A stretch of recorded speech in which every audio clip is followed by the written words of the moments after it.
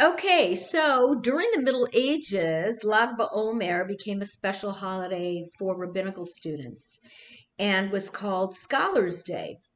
And it was customary to rejoice on that day through outdoor sports. So I'm trying to picture in my head what it must have looked like for these medieval rabbinical students to be running around playing sports in their togas and shooting bows and arrows. And I guess that was their idea of fun. So we'll go on with some of the other practices.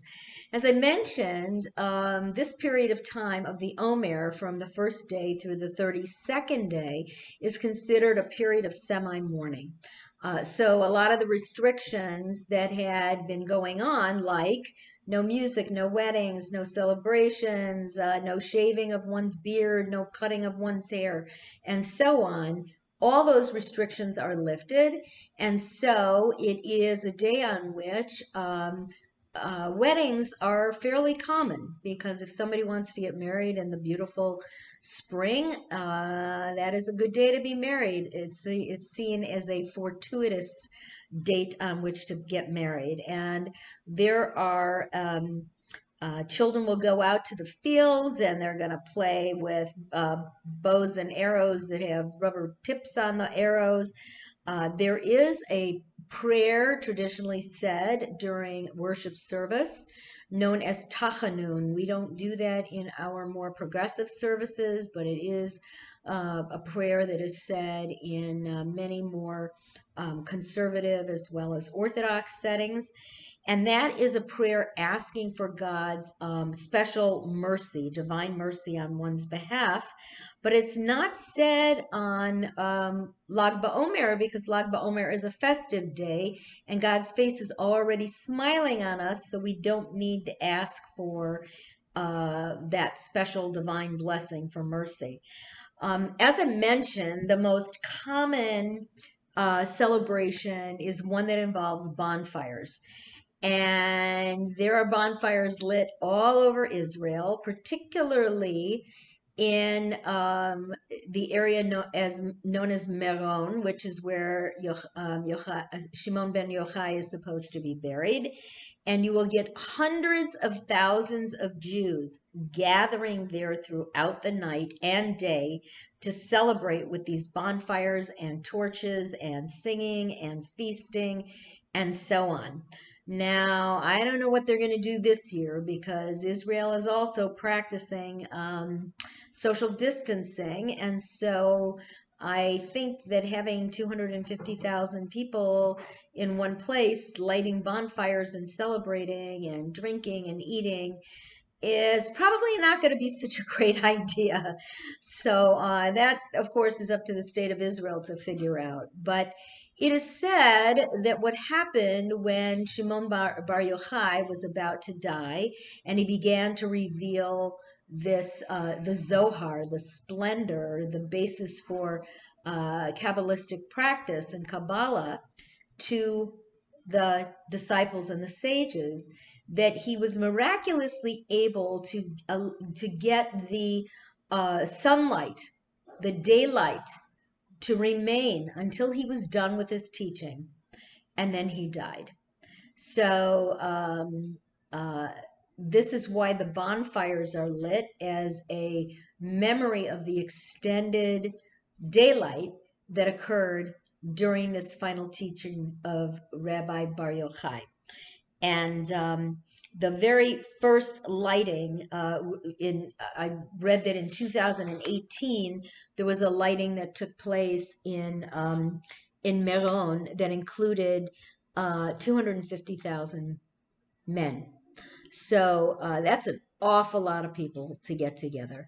These bonfires are also lit not only near this grave, but also in religious neighborhoods throughout the world, including here in the United States. The Grand Rabbi of Satmar, Rabbi Moses Teitelbaum, instructed his son to make a large bonfire in the Satmar enclave in Kiryat Yoel in New York.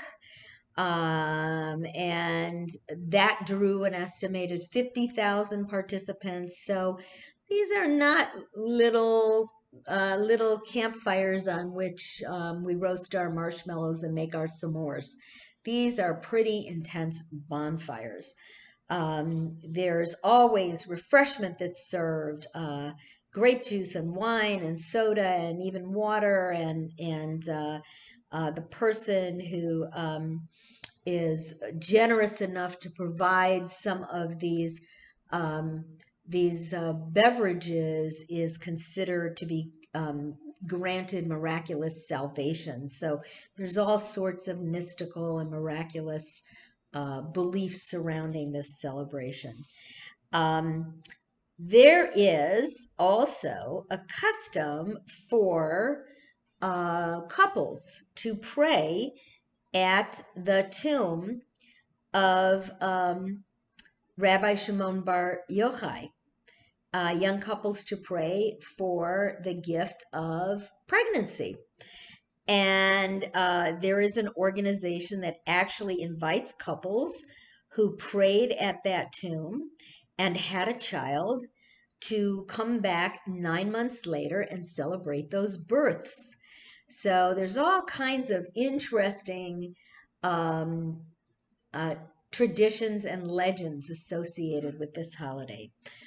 Another customary tradition is that little Jewish boys traditionally do not have their hair cut until they're 3 years old. And you have to be very careful when you're around an Orthodox community, because you often see these cute little children with very long hair, sometimes very curly hair, put up in barrettes and rubber bands and headbands and all kinds of things.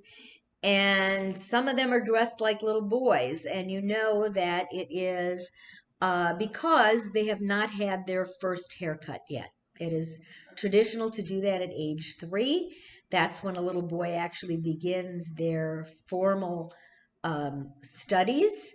They're given their first little talit katan, and the ceremony for the first haircut is known as upsherin, and it is an Aramaic word, or upsherin if you're going to pronounce it kind of with a Yiddish pronunciation. Parents distribute wine and treats, and these celebrations are held simultaneously in Jerusalem, all over the place, but also again at the tomb of Rabbi Shimon Bar Yochai in Meron. So the kids go out and play with bows and arrows, and that is not only related to the victory of Bar Kokhba in the Bar Kokhba revolt, but it's also related to an earlier story in the Torah.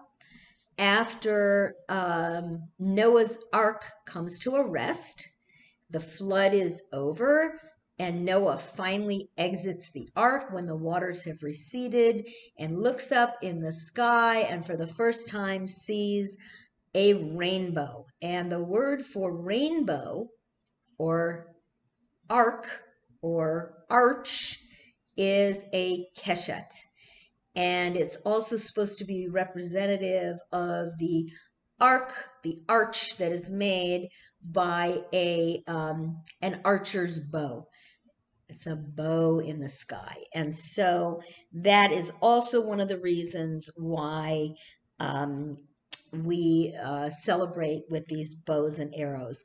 In modern Israel, during this time, there are celebrations and of the IDF, of the Israel Defense Forces, and it's a week of various youth movements having celebrations, youth brigades. Those were all established to recognize this holiday in more of a secular way, I suppose. And there's a youth brigade that was actually established on Lag BaOmer in 1941, and that's called the Gadna Youth Program. and their emblem, their uniforms and their emblem is actually shown as a bow and arrow. Okay, we talked about weddings, the fact that Lag BaOmer today, the 33rd day of the counting of the Omer, is also seen as an opportunity to start celebrating again. Some will do it today, and some will wait until after the 33rd day. They'll start on the 34th day. That is the practice of Sephardic Jews. But, it's really the first opportunity for a springtime wedding. And if a bride has always wanted to be a spring bride, this is the first time that she can be a spring bride. There are several traditional songs that are sung about Rabbi Bar Yochai, about Rabbi Akiva. There's a special song written in an acrostic form where every verse begins, or every line, every stanza begins with a different letter of the Hebrew alphabet. So Aleph, Bet, Gimel, Dalet, and so on. And that is called the Amartem Ko Lachai. And there is a song about Rabbi Akiva, who played a special role in that. Thank God this plague against his disciples ended on that day. It's also customary, particularly in the Orthodox and traditional movements, for there to be a tish. And the word tish is actually a German word you may have heard of, or a Yiddish word. You may have heard of the word tish. That the bridegroom and his male friends and male relatives have prior to a wedding. Tish means table, and it refers to a time of men generally sitting around a table and studying. And songs are sung on Lag BaOmer to celebrate the day, and a rabbi may shoot a toy bow and arrow at the tish. But really, the tish is an opportunity for various scholars to do their teaching on that day. I've never been invited to one because I'm the wrong gender. I've been at a tish, but it's it's an egalitarian tish with both men and women where everybody's studying together. And so I've never snuck into an all-male tish. Sounds like something Yentl would do. She'd dress as a boy and try to go to a tish. As I mentioned, there is some controversy surrounding this holiday, one of which has to do with the fact that there are traditional Jews who feel that since this is not a Torah holiday or a biblical holiday that was mandated, it should not be practiced. There is also this practice of if you're going to have a bonfire and it's going to be lit for 12 plus hours, you have to fuel it with something. And you will see pictures of people collecting lots and lots of plywood and all different kinds of things to keep that bonfire going. But people will also throw there's a practice of throwing clothing into the bonfire. And there are some who feel that throwing clothing into a bonfire and destroying it that way is kind of wasteful. But there were rabbis, rabbinic authorities that said, it's wasteful. We shouldn't have this holiday. But they didn't ban the holiday. And then there are other great rabbis who said, you know what? It's okay to throw clothes, but don't throw expensive clothes. Only throw really worn out, raggedy clothes. I don't know. It seems to me you could probably throw something else that's flammable that may not be wasteful. There are certainly indigent Jews who need clothing. Early Zionists kind of redefined this holiday of Lag BaOmer from a rabbinic-oriented celebration to a commemoration of Bar Kokhba, because anytime there was a battle in which the Jews succeeded in their revolt against an enemy, that was a huge an important event.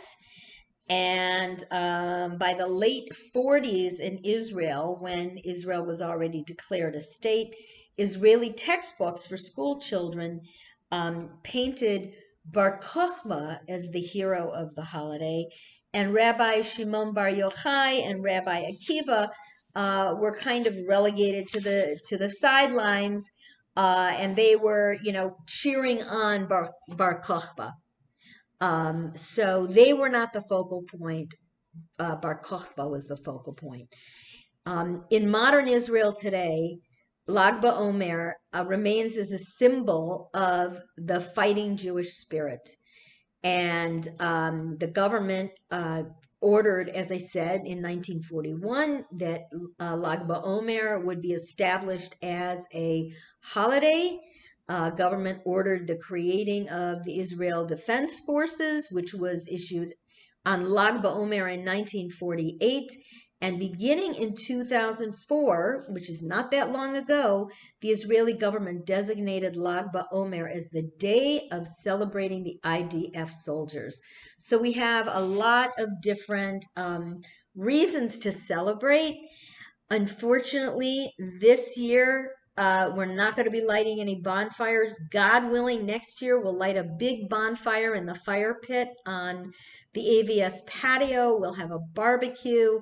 We'll celebrate with some picnic type games. No three-legged races or potato sack, but maybe something a little more tame. Maybe we'll shoot some fake bows and arrows. But I want to wish you all a happy Lag BaOmer. And when we meet again on Thursday morning for Chai There with Rabbi Leah at 9:30, we will be continuing our study of Pirkei Avot. Don't forget, we're on the 33rd day. We've only got 16 more days before we're going to stand at the foot of Mount Sinai. So I'll wish you Lahitraot for now. Bye-bye for now. And thank you for joining me. It's been my pleasure. Bye-bye.